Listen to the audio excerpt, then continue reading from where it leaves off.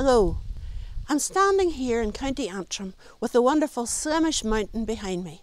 Now Slemish is a famous place in our history, for that's where St Patrick himself was brought to work as a slave. From here he escaped, went over to France and eventually brought Christianity back to Ireland.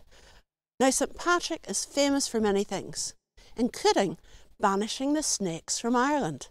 And I'd like to tell you that story, as written by a dear old friend of mine, the late Crawford Howard, as to how St Patrick banished the snakes. You've heard of the snakes in Australia. You've likely heard of the snakes in Japan. You've heard of the rattler, that old Texas battler whose bite can mean death to a man. They've even got snakes in England. Nasty adders, all yellow and black. But in Erin's Green Isle, we can say with a smile, they're away. They're not coming back. Now, years ago, things were quite different. There were serpents all over the place. If you climbed up a ladder, you might meet an adder, or a cobra might leap at your face. If you went for a walk up the Shankill, or a dander along Sandy Row, a flaming great python would likely come writhing and take a lump out of your toe.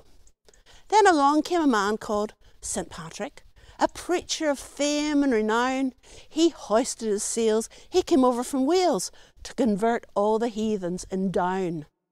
Now he hurtled about through the country with a cloak and a big pointy hat.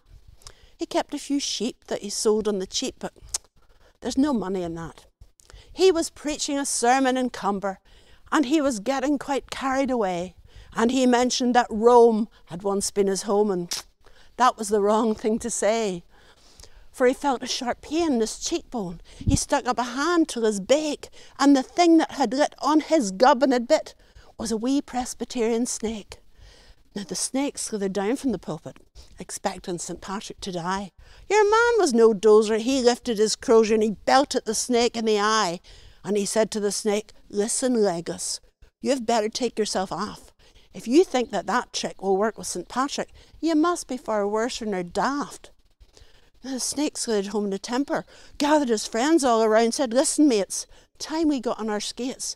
I reckon it's time to leave town. It's no fun when you bite a big geezer. You sit back, you expect him to die, and he's that bloomin' quick with on big pointy stick that he hits you a dig in the eye." So a strange sight confronted St Patrick when he looked out the very next day. Snakes with long faces were packing their cases, heading for Donegal Quay. Some got on cheap flights to Mallorca. Others booked apartments in Spain. They were all heading out, and there wasn't a doubt they weren't coming back there again. So the reason the snakes all left Ireland, this is no word of a lie. They all went to places to bite people's faces and be reasonably sure that they'd die. So the old snakes still caution their grandsons, "For heaven's sake, beware of St Pat. Take yourself off if you see his big staff, or his cloak, or his big pointy hat." Crawford Howard.